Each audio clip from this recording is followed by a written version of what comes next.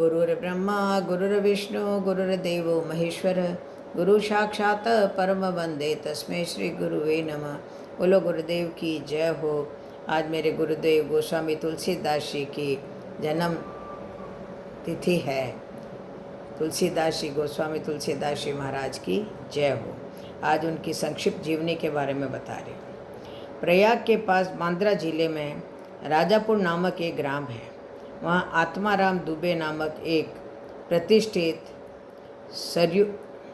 सरयुपारिण ब्राह्मण रहते थे। उनकी धर्मपत्नी का हुलसी हुलसी था।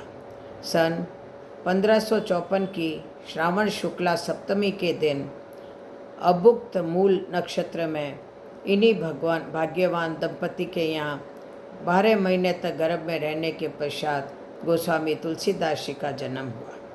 जन्मते समय बालक तुलसीदास जी रोए नहीं, किंतु उनके मुख से राम का शब्द निकला। उनके मुख में 3200 दांत मौजूद थे। उनका डील डोल 5 वर्ष के बालक सा था। इस प्रकार के अद्भुत बालक को देखकर पिता अमंगल की शंका से भयभीत हो गए और उसके संबंध में कई प्रकार की कल्पनाएं करने लगे। माता हुलसी को यह देखकर बड़ी चिंता हुई।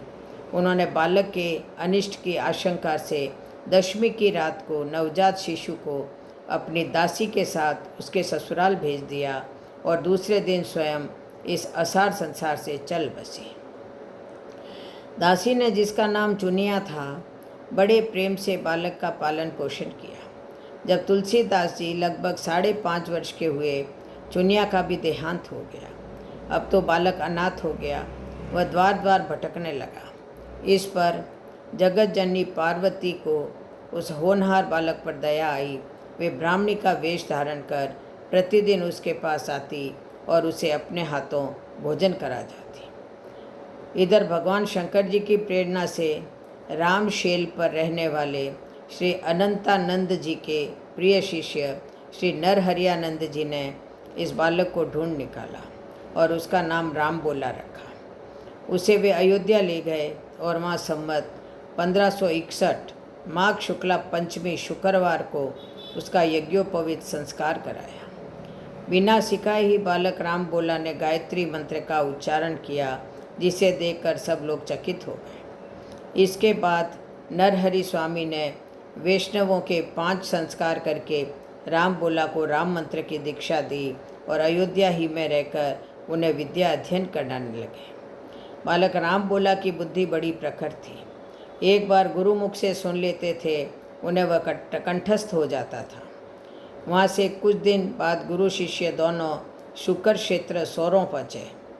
वहाँ श्री नरहरि जी ने तुलसीदास जी को रामचरित सुनाया। कुछ दिन बाद वे काशी चले आए।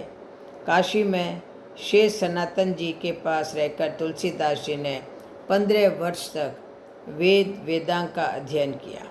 इधर उनकी लोक वासना कुछ जागृत हो उठी और अपने विद्या गुरु से आज्ञा लेकर वे अपनी जन्मभूमि को लौट आए। वहाँ आकर उन्होंने देखा कि उनका परिवार सब नष्ट हो चुका है।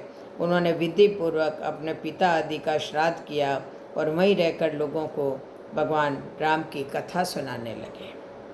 संवत 1583 ज्येष्ठ शुक्ला 13 गुरुवार को भारद्वाज गोत्र की एक सुंदरी कन्या के साथ उनका विवाह हुआ और वे सुखपूर्वक अपनी नवविवाहिता वधू के साथ रहने लगे। एक बार उनकी स्त्री भाई के साथ अपने मायके चली गई। पीछे पीछे तुलसीदास जी भी वहां जा पहुँचे। उनकी पत्नी ने इस पर उन्हें बहुत धिक्कारा और कहा कि मेरे इस हार्ड मांस के शरीर में तुम्हें जितनी तुम्हारी आसक्ति है, उससे आधी भी यदि भगवान की होती तो तुम्हारा बेड़ा पार हो गया होता। तुलसीदास जी को ये शब्द लग गए। वे एक क्षण भी नहीं रुके, तुरंत वहाँ से चल दिए। वहाँ से चलकर तुलसीदास जी प्रयाग आए। वहाँ उन्होंने गृहस्थ वेश का परित्याग कर साधु वेश ग्रहण किया। फिर तीर्थाटन करते हुए काशी पहुँचे। मानसरोवर के पास उन्हें काकभूषण जी के दर्शन हुए। काशी में तुलसीदास जी राम कथा कहने लगे। वहाँ उन्हें एक दिन एक प्रेत मिला, जिसने उन्हें हनुमान जी का पता बतलाया। हनुमान जी से मिलकर तुलसीदास जी ने उनसे श्री रघुनाथ जी का दर्शन कराने की प्रार्थना की। हनुमान जी ने कहा, तुम्हें चित्रकूट में रघुनाथ जी के दर्शन होंगे। इस पर तुलसीदास जी चित्रकूट की ओर चल पड़े। चित्रकूट पहुंचकर राम घाट पर उन्होंने अपना आसन जमाया। एक दिन वे प्रदक्षिणा करने निकले थे। मार्ग में उन्हें श्री राम के दर्शन हुए।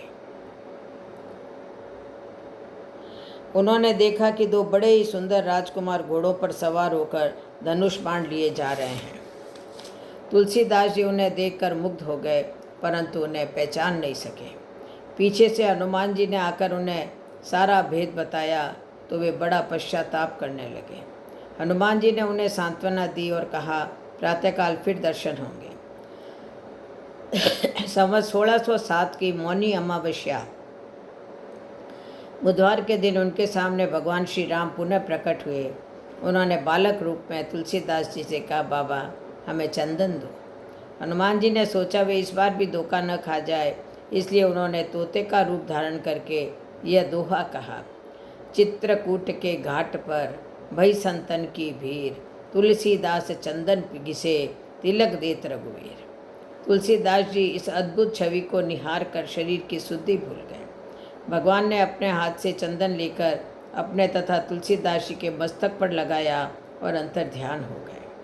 संवत 1628 में हनुमान जी की आज्ञा से अयोध्या की ओर चल पड़े। उन दिनों प्रयाग में माघ मेला था। वहाँ कुछ दिन वे ठहर गए। पर्व के 6 दिन बाद एक वट वृक्ष के नीचे उन्हें भारद्वाज और याज्ञवल्क्य मुनि के दर्शन हुए। वहाँ उस समय वहीं कथा हो रही थी जो उन्होंने शुकर क्षेत्र में अपने गुरु से सुनी थी। वहाँ से ये काशी चले आए और वहाँ प्रहलाद घाट पर एक ब्राह्मण के घर निवास किया। वहाँ उनके अंदर कवित्व शक्ति का स्फुरण हुआ और वे संस्कृत में पद्य रचना करने लगे, परंतु दिन में वे जितने पद्य रचते, रात्रि में वे सब लुप्त हो जाते। यह घटना रोज घटती। 8वें दिन तुलसीदास जी को स्वप्न हुआ। भगवान शंकर उन्हें आदेश दिया कि तुम अपनी भाषा में काव्य रचना करो। तुलसीदास जी की नींद उछट गई। वे उठकर बैठ गए। उसी समय भगवान शिव और पार्वती उनके सामने प्रकट हुए। तुलसीदास जी ने उन्हें साष्टांग प्रणाम किया। शिवजी ने कहा, तुम अयोध्या में जाकर रहो और हिंदी में काव्य रचना करो। मेरे आशीर्वाद से तुम्हारी कविता सामवेद के समान फलवती होगी। इतना कहकर श्री गौरी शंकर अंतर्ध्यान हो गए। तुलसीदास जी उनकी आज्ञा शिरोधार्य कर काशी से अयोध्या चले आए। संवत 1631 का प्रारंभ हुआ। उस साल रामनवमी के दिन प्रायः वैसा ही योग था जैसा त्रेता युग में राम जन्म के दिन था। उस दिन प्रातःकाल श्री तुलसीदास जी ने श्री मानस की रचना प्रारंभ की। 2 वर्ष 7 महीने 26 दिन में ग्रंथ की समाप्ति हुई। संवत 1633 के मार्गशीर्ष शुक्ल पक्ष में राम विवाह के दिन 7 कांड पूर्ण हो गए। इसके बाद भगवान की आज्ञा से तुलसीदास जी काशी चले आए। वहाँ उन्होंने भगवान विश्वनाथ और माता अन्नपूर्णा को श्री रामचरितमानस सुनाया। रात को पुस्तक श्री विश्वनाथ जी के मंदिर में रख दी गई। सवेरे जब पट खोला गया तो उस पर लिखा हुआ पाया गया, सत्यम शिवम सुंदरम, और नीचे भगवान शंकर की सही थी। उस समय उपस्थित लोगों ने सत्यम शिवम सुंदरम की आवाज़ भी कानों से सुनी थी। इधर पंडितों ने जब यह बात सुनी तो उनके मन में ईर्ष्या उत्पन्न हुई। वे दल बांधकर तुलसीदास जी की निंदा करने लगे और उस पुस्तक को भी नष्ट कर देने का प्रयत्न करने लगे। उन्होंने पुस्तक चुराने के लिए 2 चोर भेजे। चोरों ने जाकर देखा कि तुलसीदास जी की कुटी के आसपास 2 वीर धनुष बाण लिए पहरा दे रहे हैं। वे बड़े ही सुंदर, श्याम और गौर वर्ण के थे। उनके दर्शन से चोरों की बुद्धि शुद्ध हो गई। उन्होंने उसी समय से चोरी करना छोड़ दिया और भजन में लग गए। तुलसीदास जी ने अपने लिए भगवान को कष्ट हुआ जान कुटी का सारा सामान लुटा दिया। पुस्तक अपने मित्र टोडरमल के यहाँ रख दी। इसके बाद उन्होंने एक दूसरी प्रति लिखी। उसी के आधार पर दूसरी प्रतिलिपियाँ तैयार की जाने लगी। पुस्तक का प्रचार दिनों दिन बढ़ने लगा। इधर पंडितों ने और कोई उपाय न देख श्री मधुसूदन सरस्वती जी को उस पुस्तक के देखने की प्रेरणा दी। श्री मधुसूदन सरस्वती जी उसे देखकर बड़ी प्रसन्नता प्रकट की और उस पर यह सम्मति लिख दी, आनंद कानने अस्मि अंग मस्तूल सीतरु, कविता मंजरी भांति राम भ्रमर भूषिता। इस कशी रूपी आनंद वन में तुलसीदास चलता फिरता तुलसी का पौधा है। उसकी कविता रूपी मंजरी बड़ी ही सुंदर है, जिस पर श्री राम रूपी भंवरा सदा मंडराया करता है। पंडितों को इस पर भी संतोष नहीं हुआ।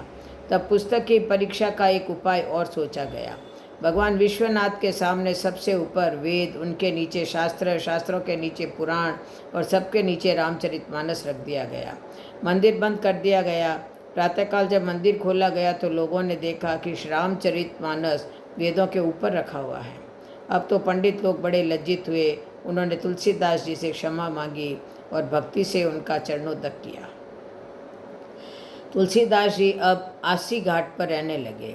रात को एक दिन कलयुग मूर्त रूप धारण कर उनके पास आया और उन्हें त्रास देने लगा। गोस्वामी जी ने हनुमान जी का ध्यान किया। हनुमान जी ने उन्हें विनय के पद रचने को कहा। इस पर गोस्वामी जी ने विनय पत्रिका लिखी और भगवान के चरणों में उसे समर्पित कर दी। श्री राम ने उस पर अपने हस्ताक्षर कर दिए और तुलसीदास जी को निर्भय कर दिया। संवत 1680 श्रावण कृष्ण तृतीया शनिवार को 80 घाट पर गोस्वामी जी ने राम राम कहते हुए अपना शरीर परित्याग किया। बोलो तुलसीदास जी महाराज की जय हो, गुरुदेव की जय हो। जय श्री राम, जय जय श्री राम, जय जय श्री राम।